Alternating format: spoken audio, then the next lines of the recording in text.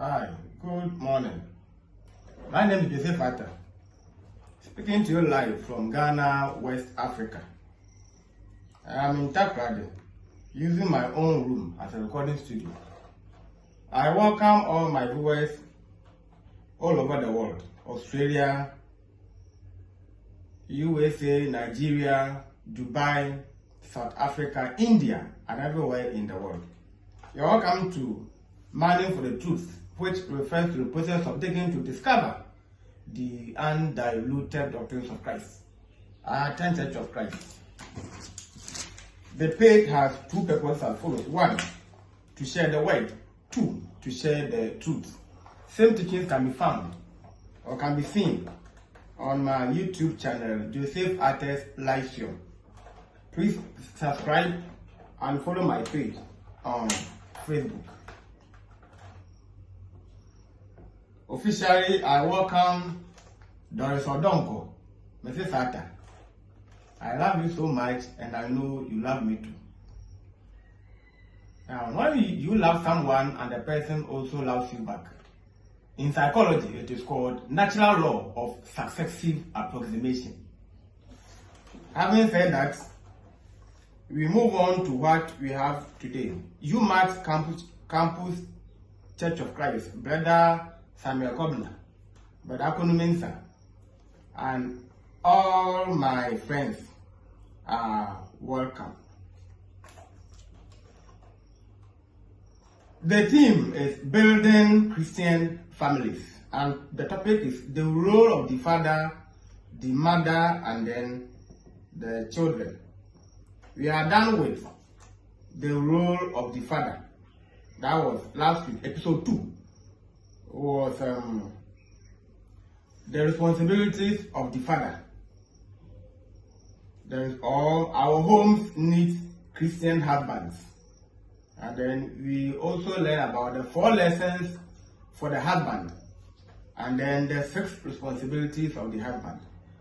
The video has been doing well. People have been watching so much. In fact, within 24 hours, I have had about 110 viewers. I was surprised. Keep on doing that. May God gives you more money and more time to enjoy my program.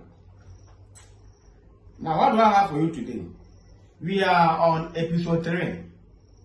So episode 3 is to know the responsibilities of the wife and the home. So you can simply put the wife and the home, the wife and the home, or the wife and the home. So we will learn about the 3 significance of the woman, or the 3 importance of the woman. We will also learn, or you have to know about the 10 obligations of the wife. So the wife has 10 obligations, of course, in the Bible. And then know the meaning of the phrase keepers at home. Keepers at home. So first things first, we are on episode 3, please. The wife and the home.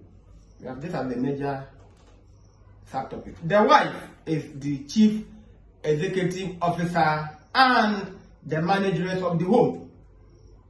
She feeds the entire family.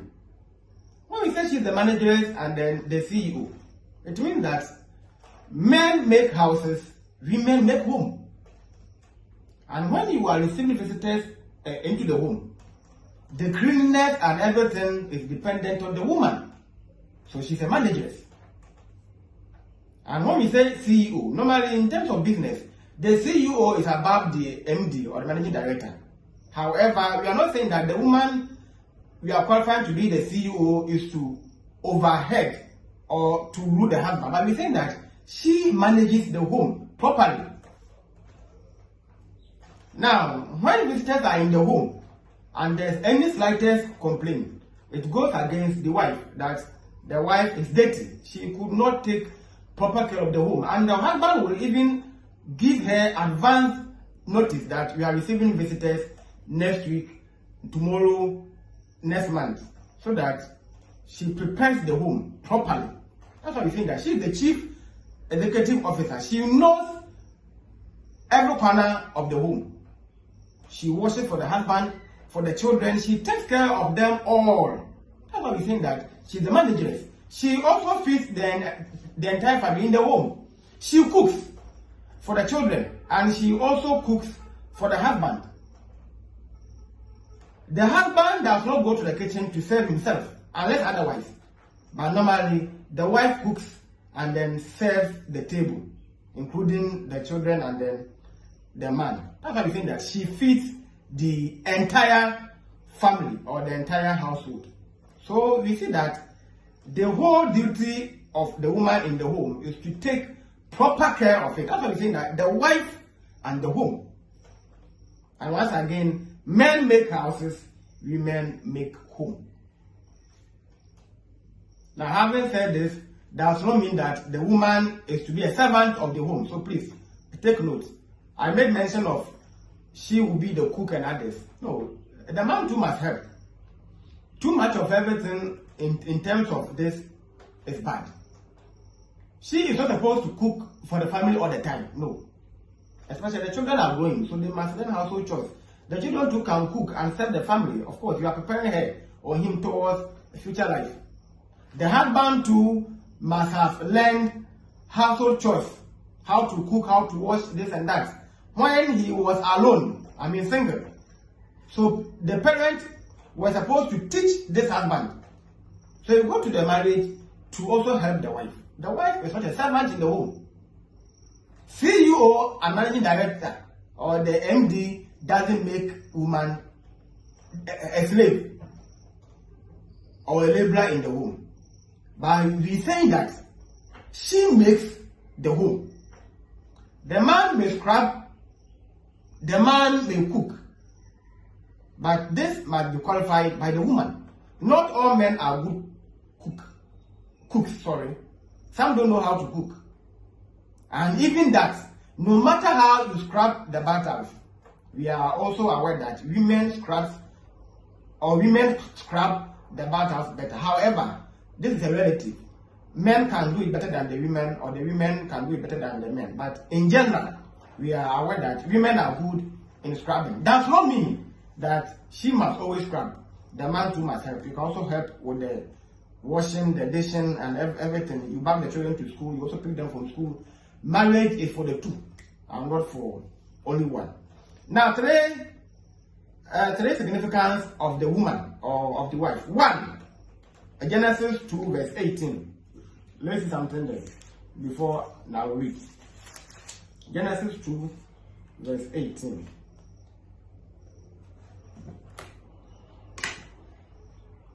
Then the Lord said, "It is not good that the man should be alone. I will make him a better helper fit for him." So we say that, and the Lord said, it is not good for man to be alone. So God formed Eve for Adam. Was an important. Life and human race end without women. So without Eve, we will not be here. A man does not give birth. So this is what you must know. Naturally, man does not give birth. And artificial intelligence in helping men and then doing surgery by doctors for men to become pregnant and then give birth is a sin.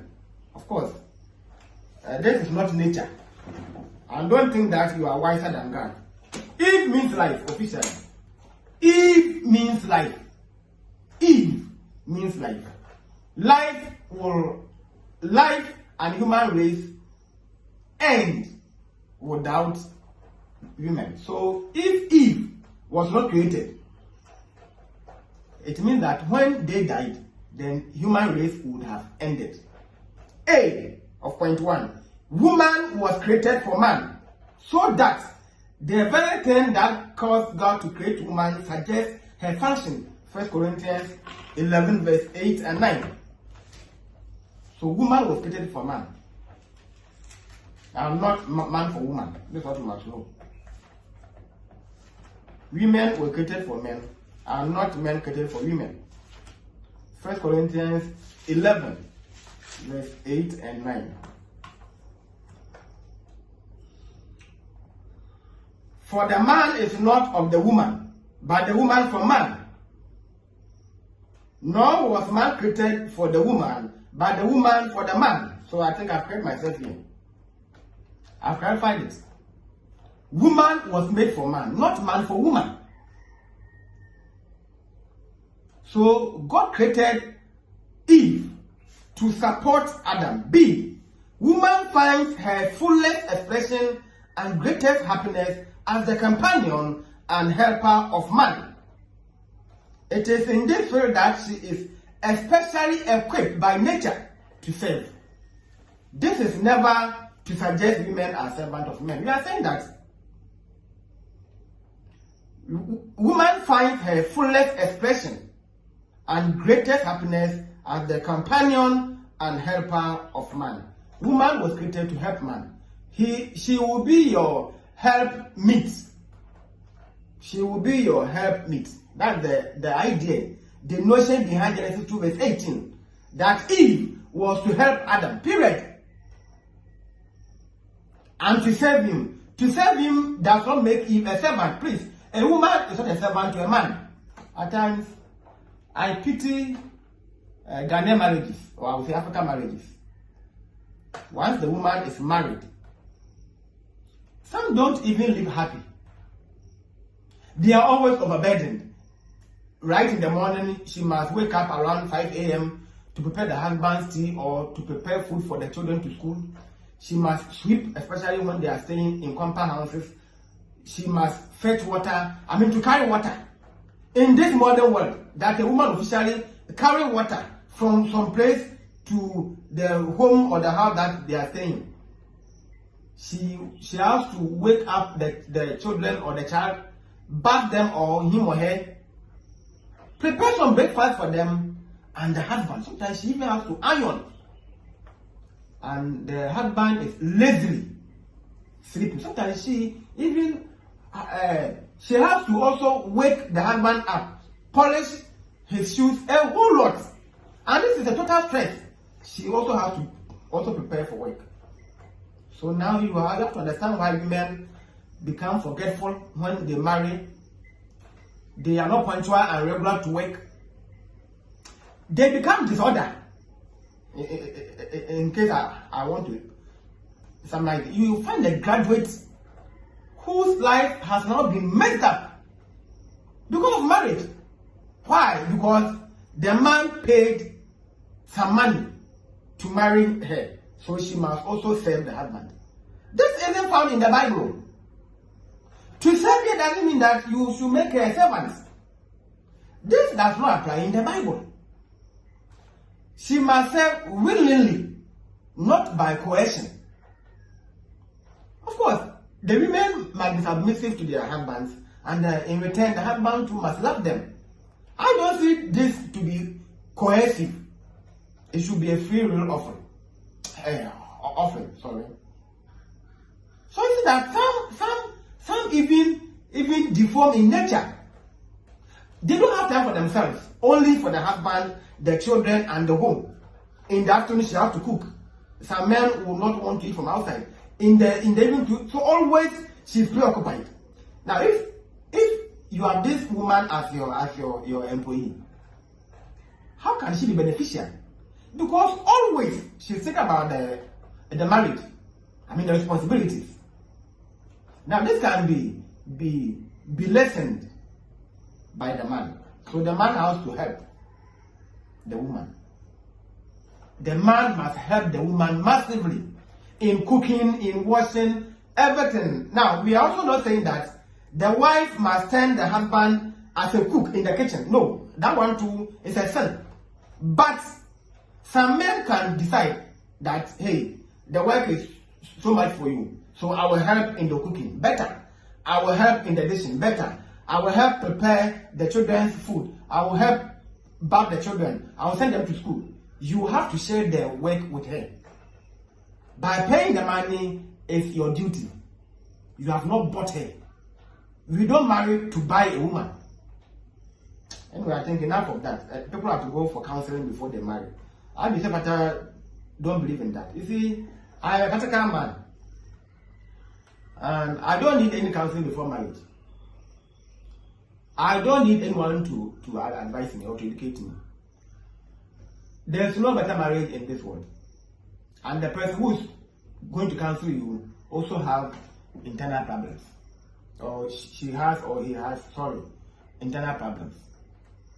Why am I saying I don't need any particles? I learned from my parents. My mother and then my father. I saw my father cooking for us. I saw my father carry a gallon to go and fetch water with us from the stream. I saw my father pounding fufu for his wife and then we the children. And we loved, I in particular, I loved my father's food than my mother's. Or than my mother's. Yes, than my mother's. You see. So, even though I was young, but I was learning. And my dad also cautioned me, I was 15 years of age, that I must marry only one woman. And the first person that I will meet is whom that I must marry. I should not become a tester of women. Today, you want to marry this, you dump her, go for another one. No. Unless it is not something serious.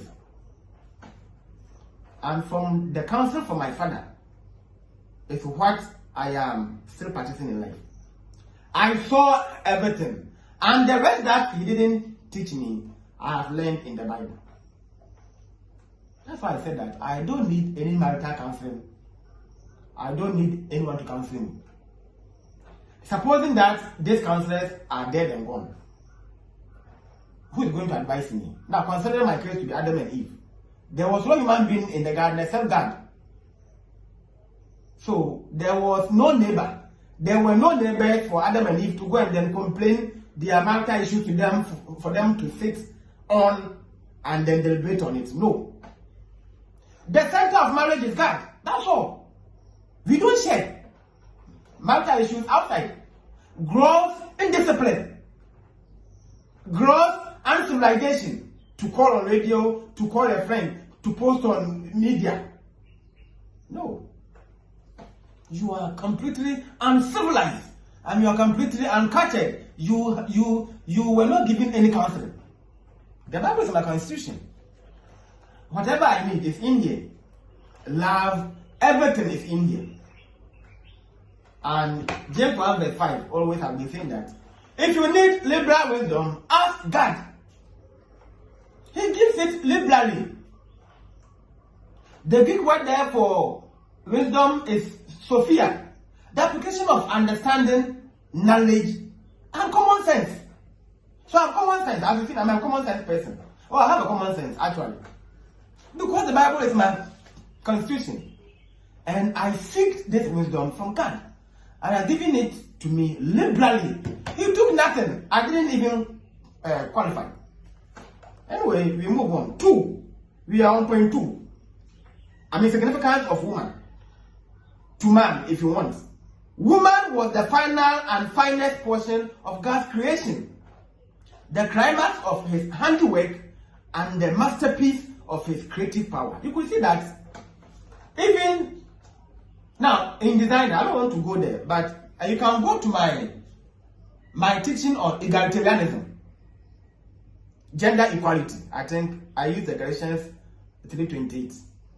There is neither Greek, there is neither Jew, there is neither slave nor free, there is neither man or woman, for we are all one in Christ Jesus. Yes, I think I'm sure. No, I will read confirm, but I'm sure. The Galatians 3 verse 28. I'm sure. Galatians 3 verse 28. Oh, very good. There is neither Jew nor Greek. There is neither bond servant nor free. We mean slave. There is neither male nor female, for you are all one in Christ Jesus. So I'm correct. I treated egalitarianism, gender equality. Now, you can see that even in designing, when we design the first, It's when we discover errors based on the consumer's preferences. Sometimes they come out. This artifact is this and that. So Adam was formed first, but Eve, before God formed Eve, he had learned. No, I won't say he had learned, but he had to incorporate catchy features. That's why see the praises and then the compliment from Adam. The bone of my bone, the flesh of my flesh. She shall be called woman. Adam was so happy and impressed to see Eve. And Eve was more beautiful than Adam. A woman is beautiful than man. In contrast, no man is beautiful than a woman. Based on some kind of a unique features. You understand? I can go shirtless. You won't find anything. But the moment you see a woman being shirtless, I mean, not wearing any shirts or any attire, then you see that psychologically, you start to imagine an unimaginable event in your mind. So you see that woman is beautiful than man. So beautiful than a man. That's why we think that woman was the final and finest portion of God's creation, the climax of his handiwork and the masterpiece of his creative power. God saw that indeed I've created a human of humans.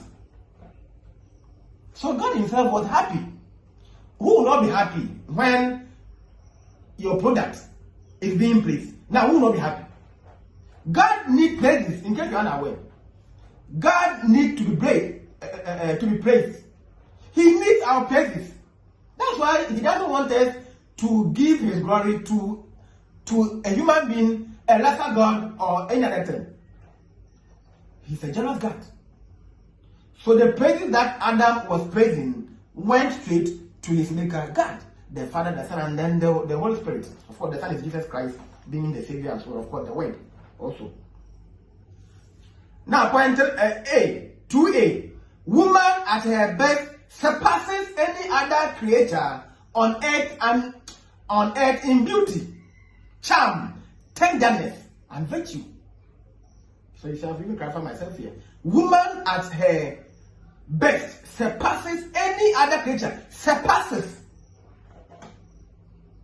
on earth in beauty, charm. Women are so charming. They are tender, and in virtue, they are superb.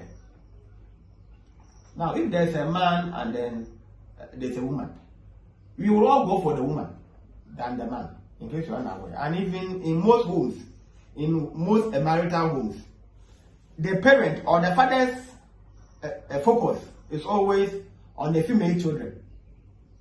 In fact, bringing them up is very difficult. That's when they reach their teen level. They are calm when they are young, but they become so agile, and if you're not lucky, their life will be in a mess. So both parents, in fact, when the son goes out to play, care isn't on him much. But the moment the girl is not found in the home, hey, the confusion will start. The father will start to question the wife. Where is she? This and that. Even when she is sent and she keeps wrong, they will have to go and then find out. So you see that the training of a girl or a woman is far different from that of a boy or a man. Women are the most beautiful creatures on earth. And whether you like it or not, it is a fact. You didn't create the world. The world was created by God. We are creatures. The creature is not above the creator. You can write books. You can publish articles. You can hold a public debate to condemn this or to counterattack. It is even a sin to discredit God's invention and then other, in case you are not aware. Women are beautiful than men. Now, point 3 being the last one. Man can have no greater possession than a good wife. Than a good wife. Whoever finds a wife finds a good thing and obtains favor from the Lord. The man is even blessed when he finds a good wife. Good wife. Man can have no greater possession than a good wife. A woman is not hard to find, but a wife, a helpmate, a true companion is another matter. Proverbs 18:22. For the point 3, I'll give you 4 sub-points. That is from A to D. Proverbs 18:22.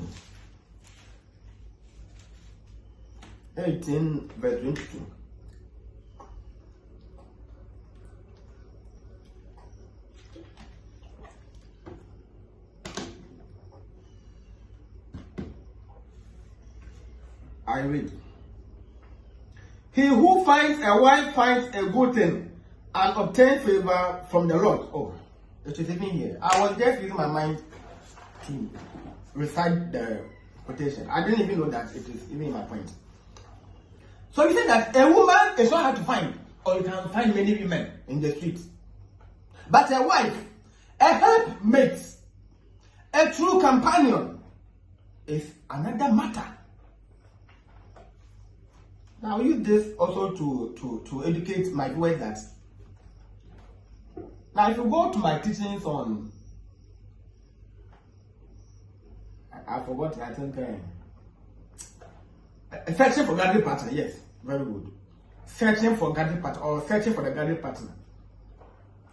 I said something and I'm going to repeat. When you are due for marriage, if you are sensible, as I am, if you have common sense, as I have, you pray to God. God first. When Isaac was of age and Abraham wanted him to marry, he first prayed to God. And what happened? God never disappointed Abraham and Isaac. Therefore, Rebecca surfaced. She was a virgin. I'm not saying that all Rebecca prayers will lead the man into marrying a virgin. But the first thing is to go on your knees and pray to God. You can use 2 weeks, you can use 1 month. You can choose your own pace. The first is to pray. Any man in this life, any man, of course, if you married people they are hypocrites.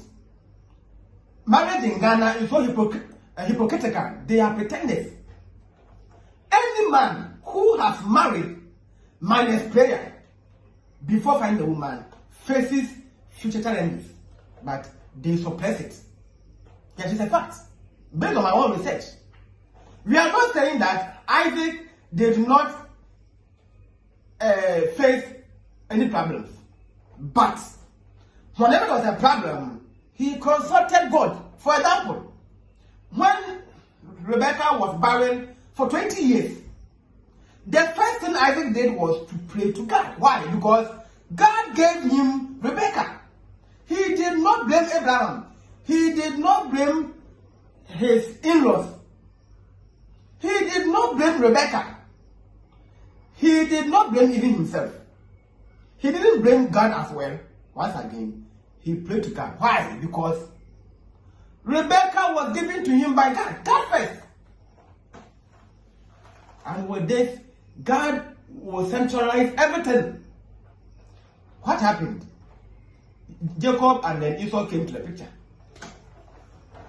You see, that's life.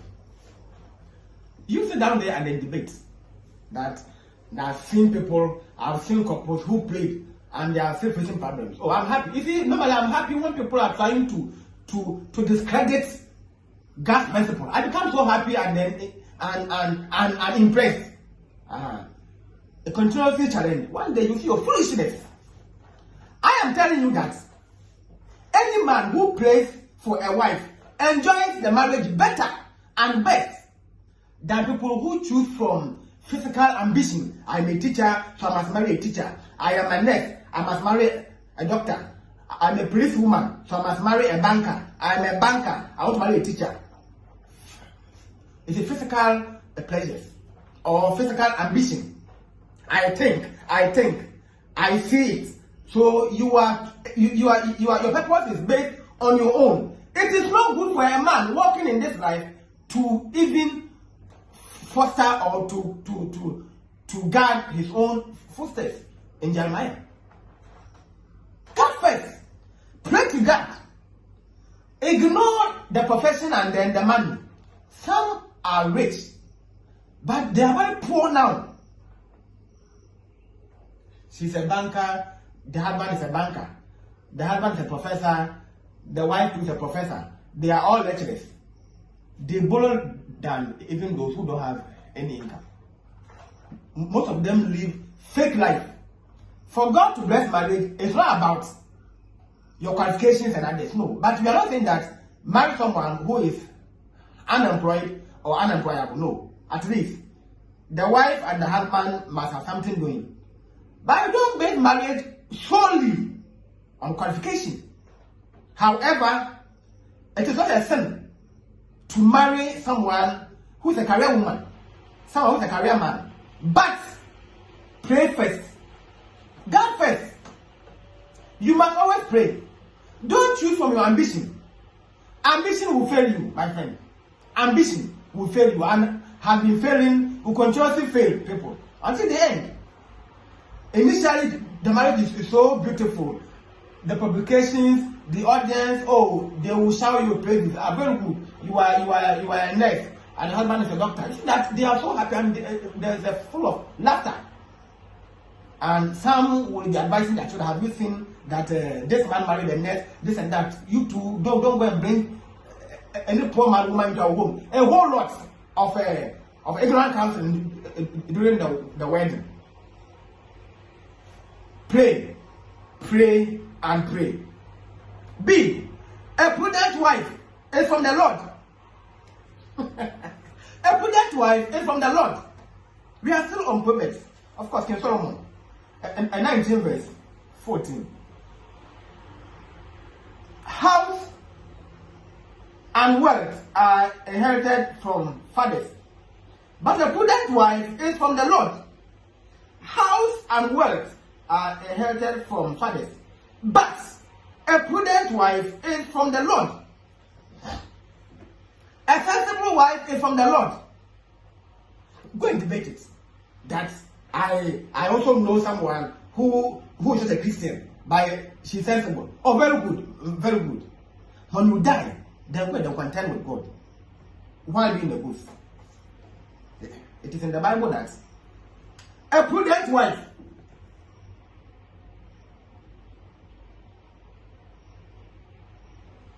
verse 18. Very good. 14. But a prudent wife is from the Lord. Is from the Lord. So means that a foolish wife comes from Satan. A foolish wife.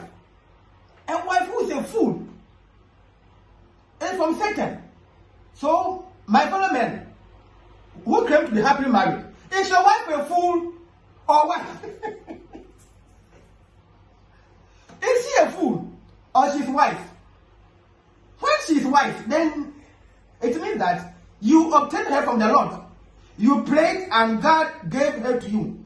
If she's a fool, it means you chose from your ambition. And this was given by Satan. Because you chose from your own perspective.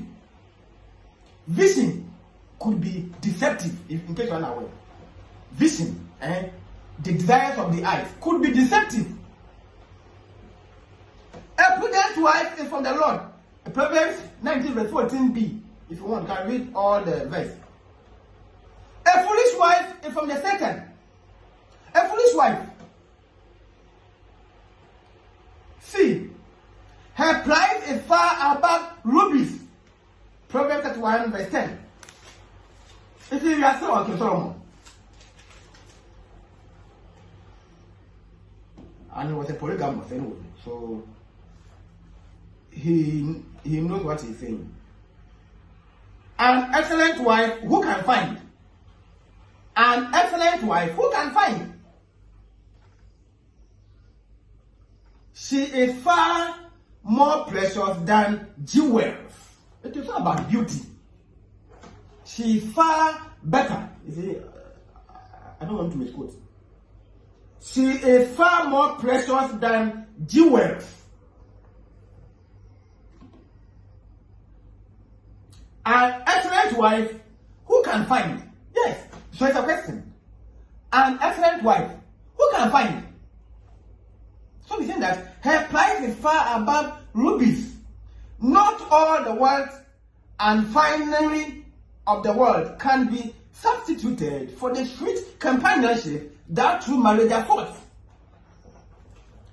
I'm not going to marry based on financial security. Anyway, so you have some foolish reasons why people marry. Some foolish reasons why people marry. One, financial security. There are 5, but I'm giving you one. Of course, you don't also marry based on beauty. Nothing lasts forever. The beauty will fade. It could be skin rashes. Somebody changes. Beauty fades away. Nothing lasts forever. So what will you do when gold lasts? And of course, gold is an amorphous metal. Of course, it doesn't last. Normally, it will tarnish, and then it needs a periodic polishing. But we are using it as a metaphor that what will you do when gold lasts? And once again, we are saying that gold does not last because it is a non-ferrous metal. It tarnishes and therefore needs periodic polishing. Once again, what would you do when gold lasts? Means that nothing lasts forever. What will you do when there is a misfortune? D. And he shall have no lack of gain. Same Proverbs 31 verse 11. The heart of her husband trusts in her, and he will have no lack of gain. And he shall have no lack, because she is prudent, she is intelligent. You lack nothing because you find her from God. Everyone has a problem, God will intervene. This is better than going to see a lawyer, to see a counselor, to see a psychologist. I'm not saying don't go there. God first, when there's a problem. The good wife is a material asset as well as a moral aid. Because she's sensible, she can even intercede for you. You must marry a woman who is intelligent. Preferably, when she's educated too is ideal. Some too didn't attain high academic learning, but still they are gifted naturally. She's supposed to intervene or to intercede for you morally. Sometimes you need counseling. Sometimes you are psychologically suffering. She doesn't know anything. How can she console you? How can she even read your mind and know that, hey, my partner is in this problem? The 10 obligations of the wife. The 10 obligations of the wife. 1. The desire of the wife must be to her husband. Genesis 3 verse 16.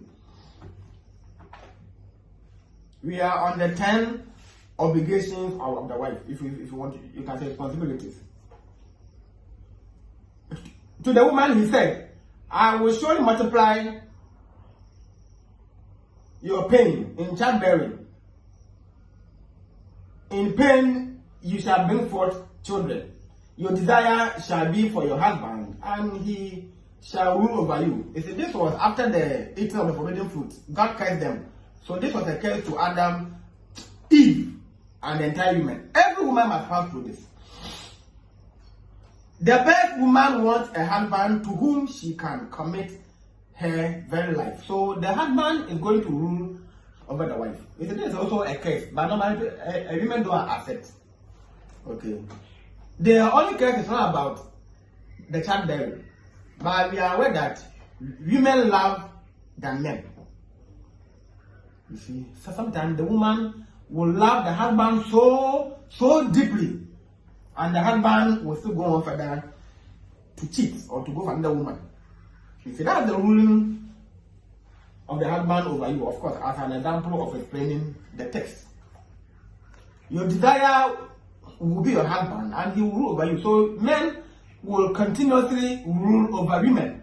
No matter how you love them, no matter what you prove, he's still going to rule you. And this is what most women hate. So therefore, they brought about this gender equality in the whole world. Now, is it about gender equity or equality?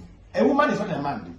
A man isn't a woman. Go to my page and read about egalitarianism. I'm going to understand that.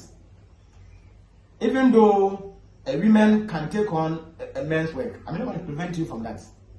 But naturally, you see, it is not that easier to compete with a man. It is not easier because the women too have their own works, their own careers there. So trespassing is not easy by strength, you see. Anyway, 2, wives must submit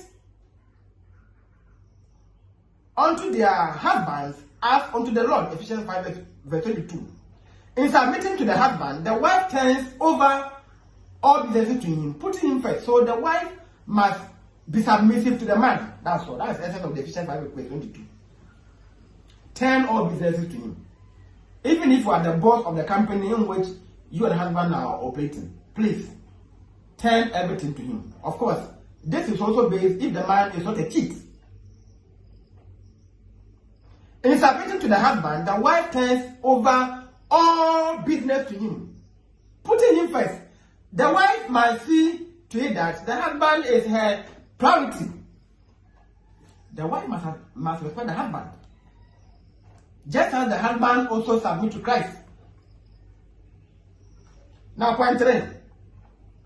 But of course, on point 2, how many women are doing this? What men can do, women can even do it better. The man can cook and the woman too can cook. We have a whole lot of slogans, and then we have slogans, some kind of institutions to support all this, some NGOs to propel the gender equality and others. Anyway, I'm not God to condemn this, but make sure that what you are doing is not against the Bible. If you're a Christian, the Bible is your constitution. If you're a Christian, the Bible is your constitution. If you do anything contrary, you're going to account for it on the day of judgment. Now, point 3. God has made the husband the head, and let the wife peacefully accept it. Peacefully accept it. 1 Corinthians 11 verse 3. Ephesians 5 verse 23.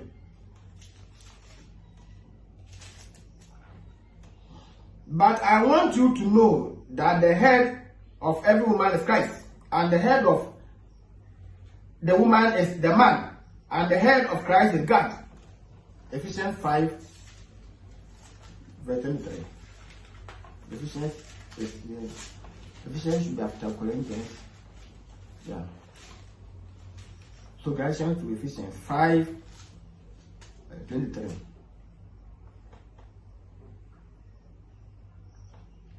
You can even go back to 22. Wives, submit to your own husbands as to the Lord. So that was the point 2. Now we're on the point 3. For the husband is the head of the wife, as Christ also is the head of the church, and he is the savior of the body. So the wife must be submissive.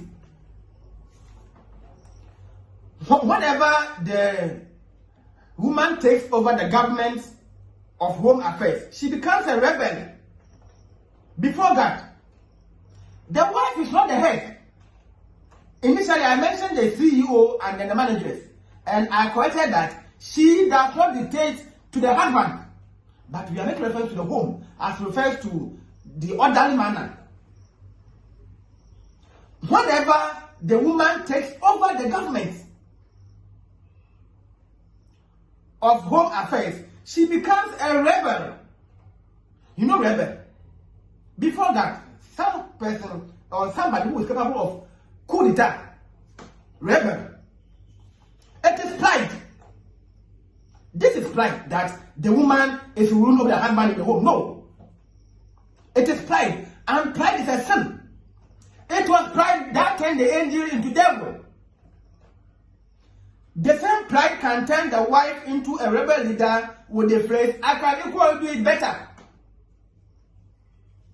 I made mention of this your gender equality, a whole thing, women empowerment, and they are destroying our environment as a fact. Most women are proud because of this. Of course, we are heading towards them.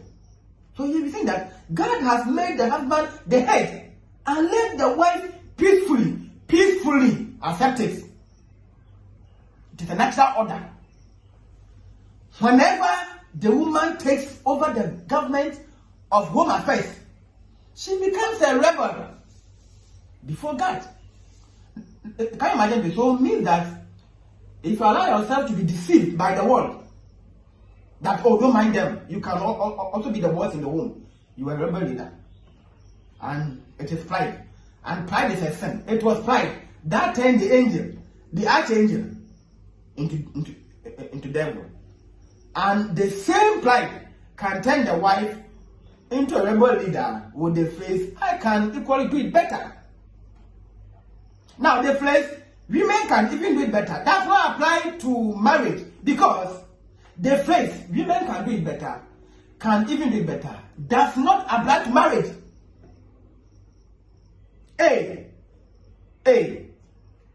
Let's go to First Timothy. I have a 5 points to prove that a woman cannot be the head of the family. First Timothy 2 verse 13 and 14. First Timothy 2 verse 13. For Adam was first formed, then Eve. 14. And Adam was not deceived, but the woman being deceived fell into transgression. Satan knew that men are naturally stubborn. Every man is naturally an investigator. Even if you go to your father for money, the questions that he's going to ask you are at times are even annoying. And even at times the wife will even say that I'm a husband, but this what? She wants something, so why don't you give it out? So Satan was afraid that Adam was going to be inquisitive. He surpassed him and then went to Eve.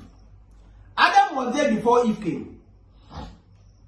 But Eve was first deceived and not Adam. Eve yielded to the temptations of the evil serpent. Why? Because she fell for assumed unauthorized authority. Adam was to lead Eve in the garden. It was pride. And Eve rather was leading Adam. And the leading became mislead. And the consequences is what we are all enjoying today. Of course, my room is hot. I should have on the fan. But when I on it, it will also give feedback. That's why I am constantly wiping my face with my face towel. All this is from Adam and Eve sin. Because the phrase Garden of Eden means pleasantries. That's all. So more or less, you are in a very serene atmosphere. You won't feel any heat. The place was full of pleasantries. That's the sense of Garden of Eden. And we even equate to paradise, where we first go if we are righteous when you die. Of course, awaiting the final judgment. So I'm sweating this afternoon as a result of Adam and Eve sin. Eve yielded to the temptations of the evil serpent. She fell for assumed unauthorized authority. Eve was not authorized to lead Adam. Eve was never authorized by God. She assumed by force. Therefore, she fell.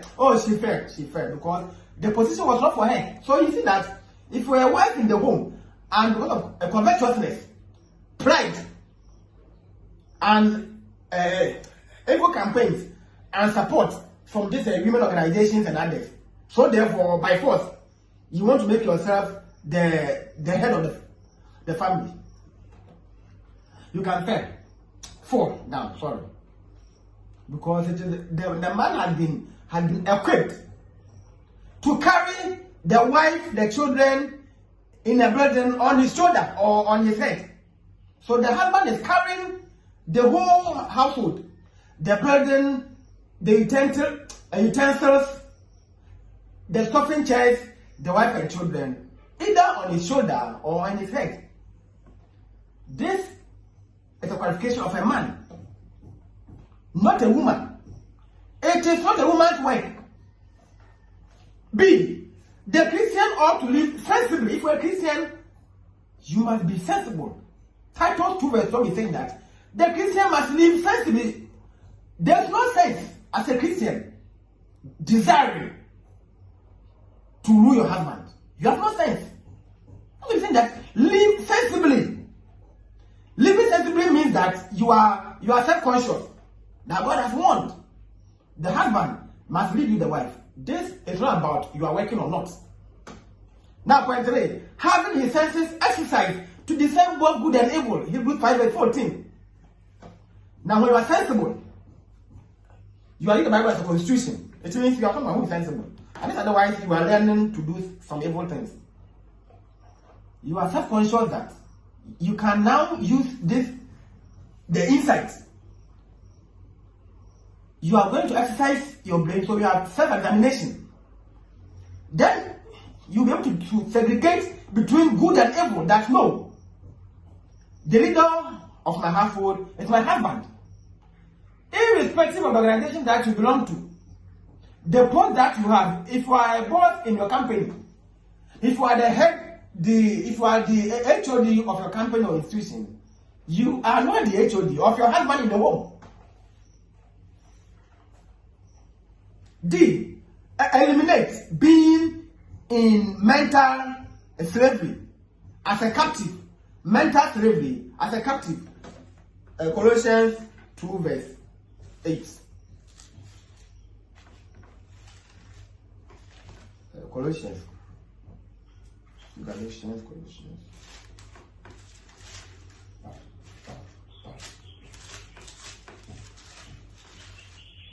Okay.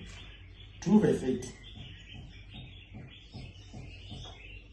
Beware lest anyone take you captive through philosophy.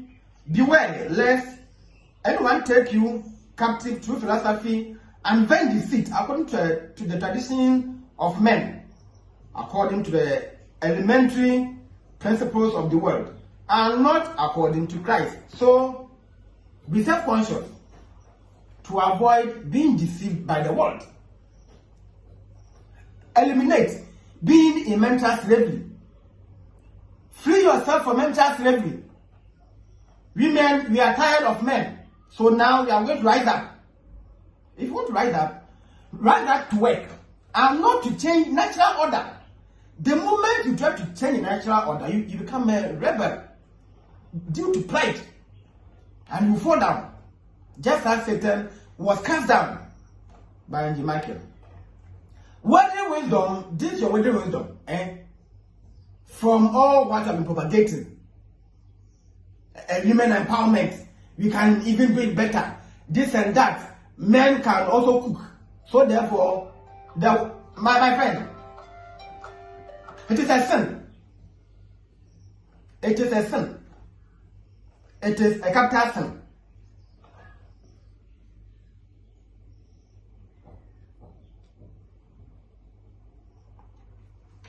Worldly wisdom is foolishness with God. 1 Corinthians 3 verse 19a. 1 Corinthians 3 verse 19a. Very good, I'm listening here. For the wisdom of this world is foolishness to God. For it is written, He catches the wise in their craftiness. The wisdom of this world is foolishness with God. So if you're not lucky, there's an NGO, there's an organization, your work is teaching you, have taught you that men and women are the same. So therefore, in your home, force your husband to be cooking for you. It is a sin and foolishness with God. Because you don't find this in the Bible. You must submit to your husband. Point 4. You're on point 4. Wives must obey their husbands. 1 Peter 3 verse 5 to 6. 1 Peter 5. I said 5. 3 verse 5 to 6. For after this manner, in the former times, the holy women who trusted in God also adorned themselves, being submissive to their own husbands, just as Sarah obeyed Abraham, calling him Lord, whose children you are, if you do right and are not afraid with any terror. So even in the former times, we will even say that they didn't attain or obtain the higher qualification. How much more now? We have women who are professors, women who are holding their masters, their first degree, and others. What do we see? They are rather challenging the men, even in the home. Whether we like this way or not, God demands it that women must submit to their husbands. If possible, you can call them lords. Does not mean that he is to trample or they are going to trample over you. No. 5. A wife must not refuse her husband the duties of marriage. 1 Corinthians 7 verse 2 to 5. I think I even used the quotation last week. That marriage is the only license to sex. Marriage is the only license to sex. However, in order to avoid fornication, very good, I said it. Let every man have his own wife, and let every woman have her own husband.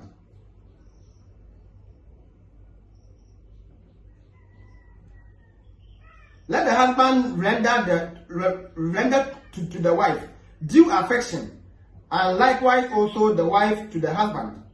Verse 4. The wife does not have authority over her own body, but the husband does.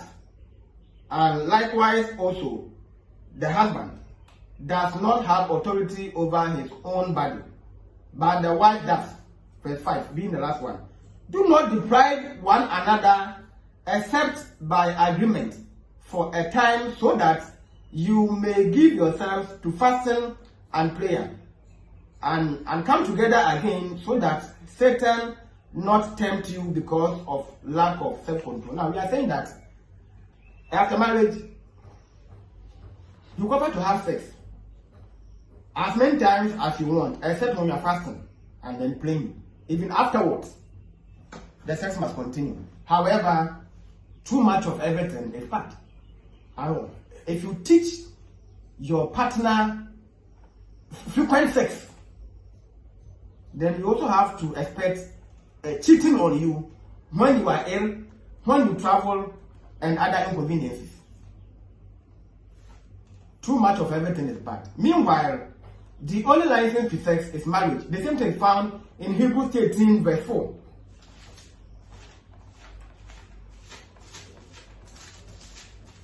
Hebrews 13 verse 4.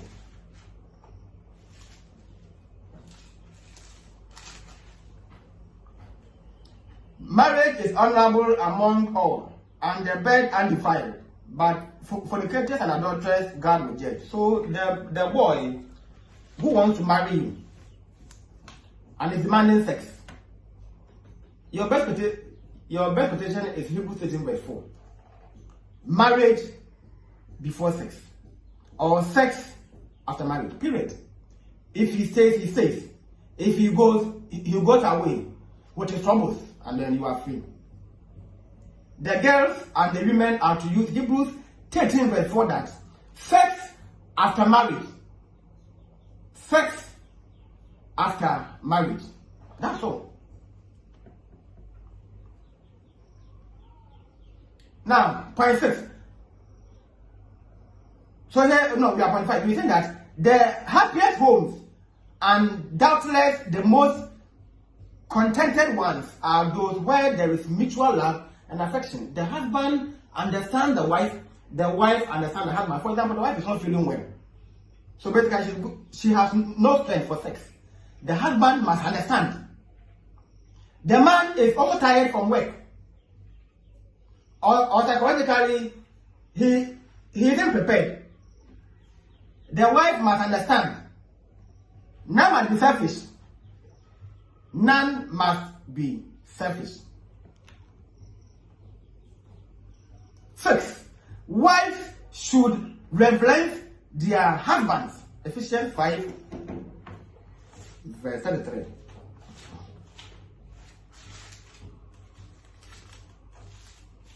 Ephesians 5, verse 33. Nevertheless, let each one of you in particular so love his own wife, even as himself.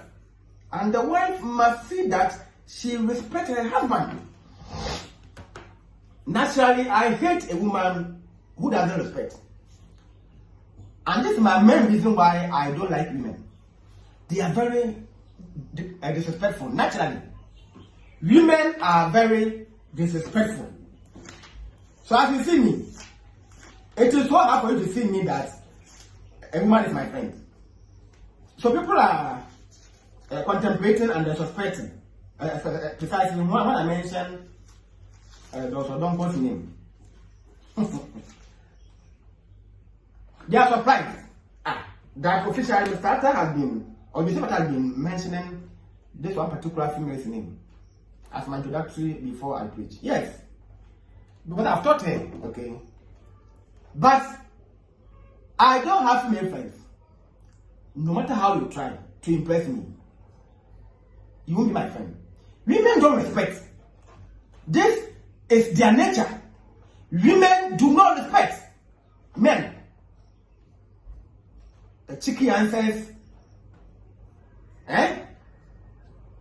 Sometimes someone can insult you to the point that if you are like poison yourself, at times it is through their attitude.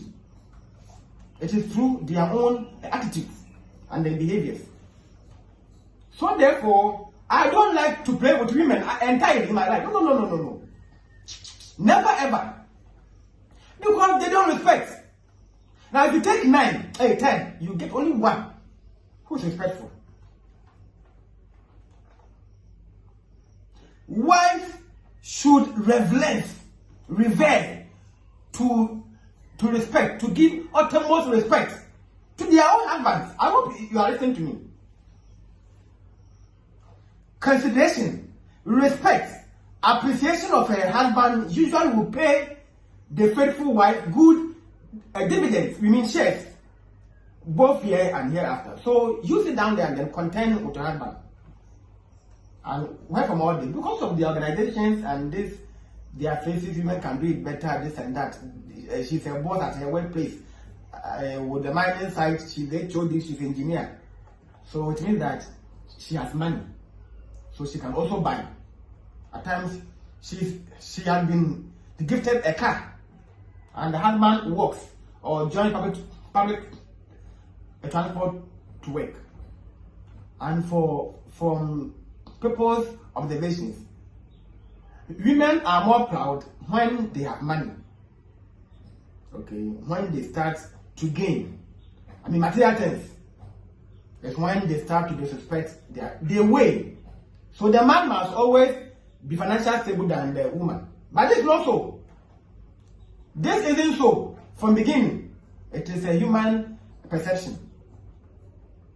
So when the wife respects the husband now, then is when she's also going to, if she will enjoy, she will start to enjoy here and even hereafter. So you see that most wives will go to hell for disrespecting their husbands. That's why last time I was told that apart from sin, marriage will send most people to hell. Yes, I was told. And I think it is true. That as such sin, the next thing which will send more people to hell is marriage. If you omit even one rule, you have also omitted out. For example, wives must improve their husbands by good conversation. And the same Peter 3, 1 Peter 3, verse 1 to 4. Let me see, in case I have not read it. 1 Peter.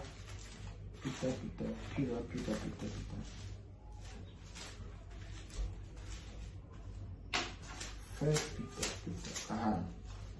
Peter 3 verse 1 to 4.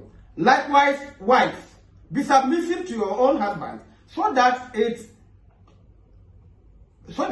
any do not obey the word, they, without the word, may be won by the behavior of the wife. So we are saying that maybe the wife is married to an unbeliever. It is by your submission or submissiveness, by your respect, the husband can be converted and baptized into Church of Christ. When they observe your pure behavior combined with fear, that means this when they will follow you. They will even know that indeed, you are in a true church. Your adornment should not be outward, as plaiting the hair and wearing of gold, and putting on of clothes, but let it be hidden. But let it be the hidden person of the heart, with the incorruptible quality of a meek and quiet spirit, which is precious in the sight of God. So, your behavior, your dressing is a means of evangelism in summary. Sometimes we don't waste time to preach to somebody. Sometimes it could be songs. And the songs alone can convert someone to be baptized. Not all be convinced by my teachings, but sometimes by my behavior. And you will see that so many young girls and the young ladies are attracted to me everywhere I go. Of course, I'm not saying this to better myself before anybody. This is a divine command and another way to be a real helpmate. Many husbands have been won to the Lord this way. This is a qualification of being a good helpmate. Your attitude, good conversation can win your husband. Your behavior, how you approach issues at home. And I'm saying that any woman who does not respect outside does not respect her husband in the home, because she is disrespectful. When you respect your husband, you will see every man also equally as your husband. But when they don't respect in the home, then even the outside is worse. Which responsible man who is a Christian, sensible Christian, will allow her wife to dress half nakedly to walk in the streets? The man has no control. The woman buys her own clothes. She has money that you have. And wisdom is saying that once the wife has money, she does what she wants. It is pride. You go to hell and then you bet me and see. Now, point 8. Wives must love their husbands. Must. So Titus 2 verse 4, I think. Titus 2 verse 4. Titus 2 verse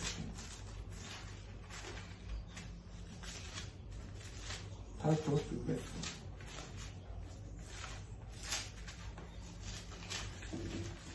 4. Okay. So from 2 Timothy 2 verse 4. So that they may encourage the young women to love their husbands, to love their children. Wives must love their husbands. Love must be mutual. When husbands and wives love as they should, it draws the children closer together in love. You see, you love your partner, so the children too will copy. You don't love your man than your children. And for this child, I carried her or him in my womb more than 9 months. And because of him or her, that's why I developed a pressure. Because of this child, that's why I developed this pain. They will give you childish excuses. This my child was a secular from infancy. So I suffered so much to raise him, and therefore they love the child than the husband. It is a sin. It is a sin. Why were they when you marry your husband? Why were they? And they will go to leave both of you. So you see that when this child marries in future, the wife is always visiting the child, leaving the husband alone, being in his old age, because she loves the child than the husband. It is a sin. Bible, me have not seen in the Bible that love your children than your husband. Here it is saying that wives must love their husband, not wives must love their children.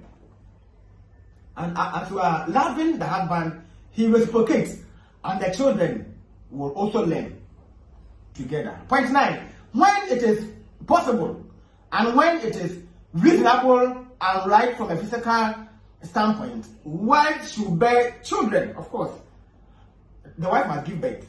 Ideally, Genesis 3 verse 16, and then 1 Timothy 5 verse 14.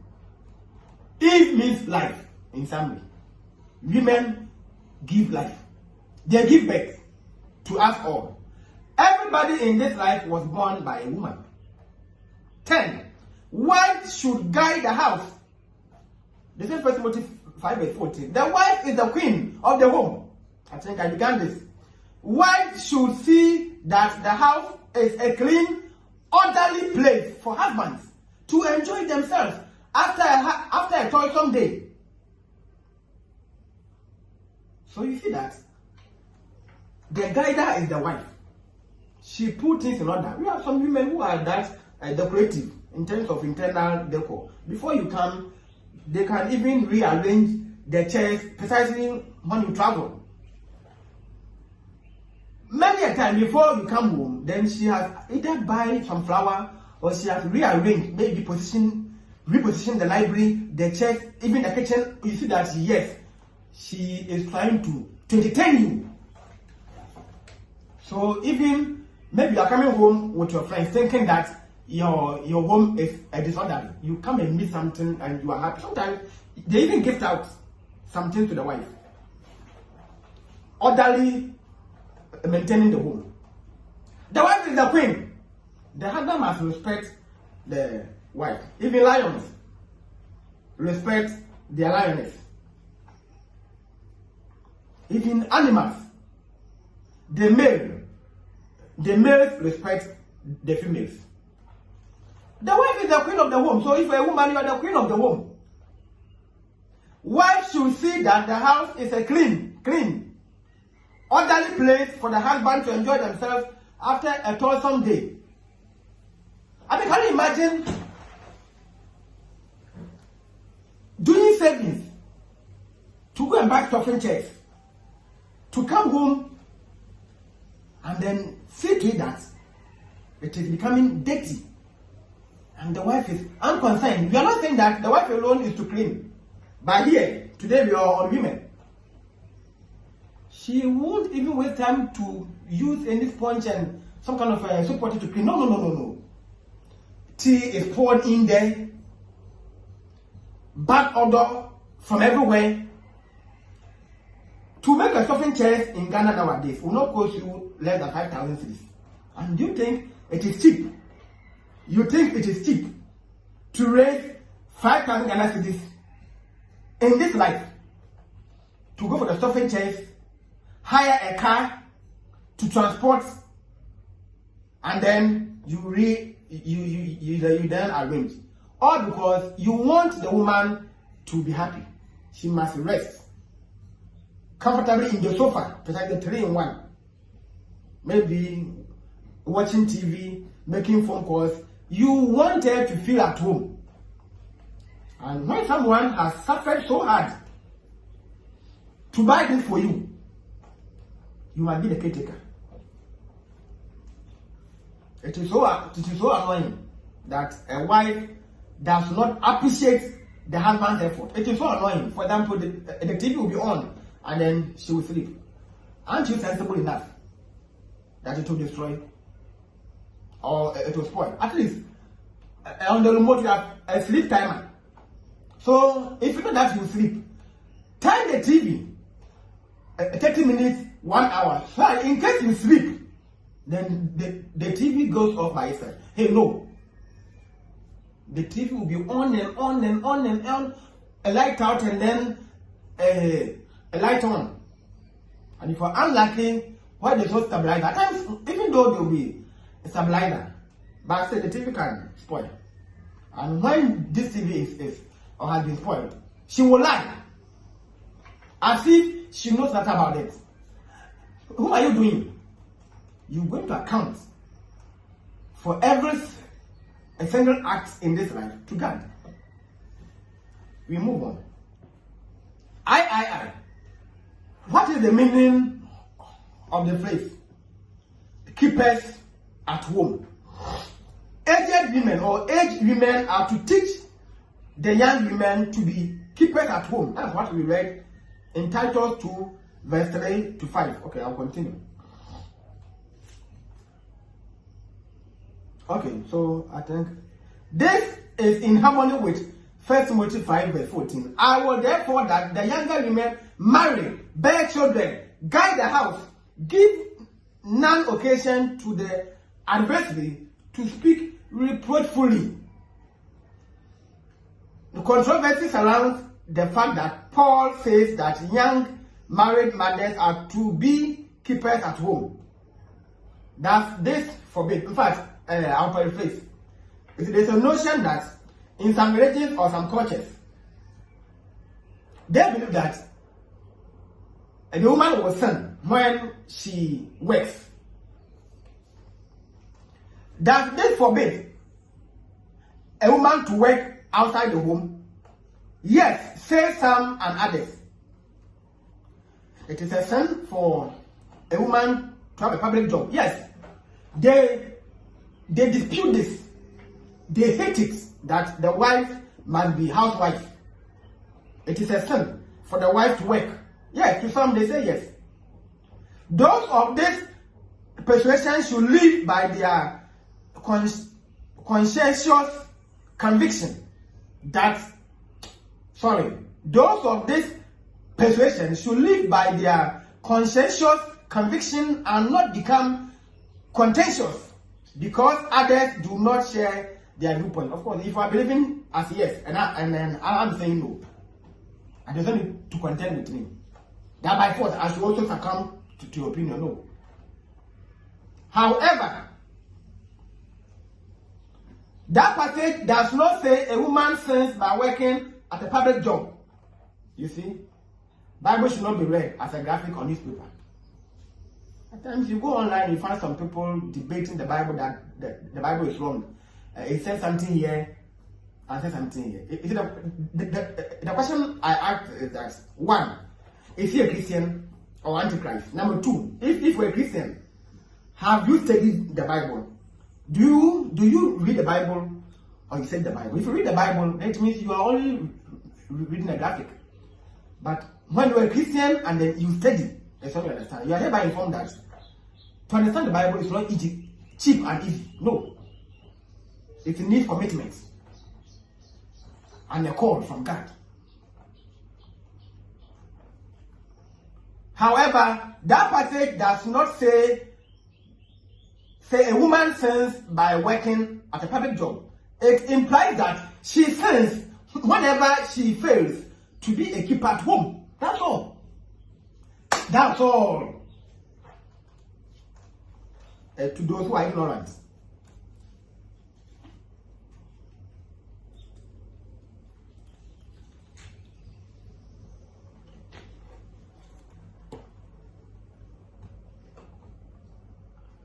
To those who are ignorant,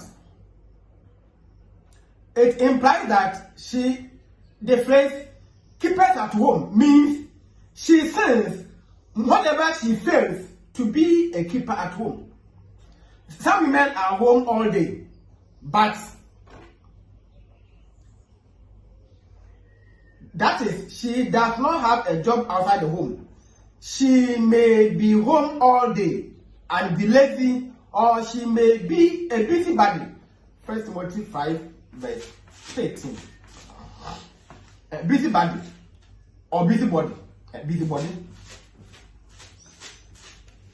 The first Timothy. First Timothy.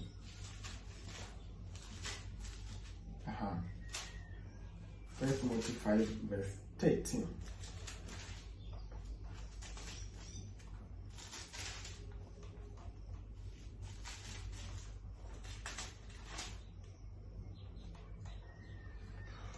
And besides, they learn to be idle, wandering about from house to house, and not only idle, but also gossips and busybodies, speaking things which they ought not. So you can even use this to counterattack that. When you let your wife to be a housewife, then you have the gossip and then busybodies, she becomes a lie. Because always she must bring the topic for discussion. They may end up discussing you, the husband, and what goes in there in your home. Now, furthermore, a woman may work several hours a day outside her immediate household and not neglect her family in any respect. She may still be a keeper at home. The virtuous woman of Proverbs fame is described as one who looks well to the ways of her household and eats not the bread of idleness. A Proverbs 31 verse 18 and 24.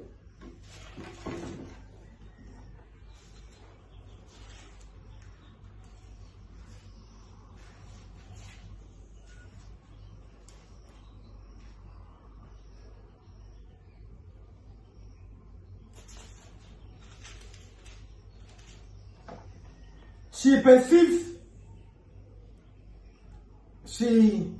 perceives that her merchandise is profitable. Her lamp does not go out at night. 24. She makes linen garments and sells them. She delivers sachets to the merchant. We are making reference to a woman who is working to support the home. I will not go and marry a woman who is unemployed and unemployable. No. When we say, you see, I have to explain. When we say unemployed, you mean the person has the qualification or the ability, but there's no way for him, or for her, sorry. So maybe you are now looking for work. That one is good. That's the meaning of unemployed. When we say unemployed, it means the person has nothing, no profession. That's what I'm saying, that there's no way I will marry a woman who is unemployed, unemployable. No, I will not. You waste my time in this life. Whatever a woman does outside the home, whether it be a tent maker as Priscilla or as a servant in the gospel as Phoebe, she should not let that detract her from her duties in the home. You can go to Acts 18 verse 3, Romans 16 verse 1, and Philippians 4 verse 3. You see women who work to support their Lord's work. A woman may thus perform certain tasks outside the home so long as she does not abandon her responsibilities in the home. She can work outside and also maintain the home. That's all. There's nothing wrong with this. There's no sin in this when you consider the Bible. A Christian, as Paul, may give himself wholly to the work of an evangelist while working at secular work. Paul ceased not to warn everyone night and day, but at the same time, he employed his hands to provide the necessities of life for himself and his companions. Acts 20 verse 31. Verse 33 to 35. Let's really see something. Acts 20, 31. Acts 20, 31. Therefore, watch and remember that for a period of 3 years, I did not cease to warn everyone night and day with tears. 33 to 35. I have coveted no man's silver or gold or cloth. You You yourselves know that these hands have ministered to any necessities and to those who were with me. Verse 35. I have showed you all things that by laboring as this you must help the weak. I remember the words of the Lord Jesus, how he said, it is more bread to give than to receive. Now, if you don't work, and how can you give? So even Paul himself was working. Paul himself was working, so the Christian must work to help the weak. Paul himself was working. He didn't only always preach. Now, if he always preached, then how could he survive? Even in preaching, sometimes it involves reading of a site. It involves mounting of a temporal structure. So it's not about you just reading the Bible. Sometimes you have to help to even go for evangelism. It is also a work. Through the evangelism, sometimes you can get a gift of even a fruit or food to eat. The Christian must work. Likewise, a woman may be a keeper at home while finding time to labor at outside work. So the woman does not sin, so far as she works outside and keeps the home clean. That's the sense of the keeper at home. Conclusion. The Christian must work. So 2 Thessalonians 3 verse 10. The Christian must work. Ephesians 4 verse 28. 2 Thessalonians 3 verse 10. The Christian must work. For even when we were with you, we commanded you this, that if anyone is not willing to work, neither let him eat. The hands that do not work shall not eat. Ephesians 4:28, I think it's on the thief. Let he who steals, or let he who stole, steals no more, but rather working with his hands, the thing which is good, to help the needy. Ephesians, where are you? Ephesians. Galatians to Ephesians, very good. Ephesians 4:28. Let him who steals steal no more, but rather let him labor, working with his hands, the thing that is good, so that he may have something to give to him who has need. The Christian must work. The beggar is a nuisance. The one who wants to move from home to home. Proverbs 25 verse 17. Proverbs 25 verse 17. Let your foot be seldom in your neighbor's house, lest he have his fill of you and hate you. So if I've been visiting a home regularly, you become a nuisance.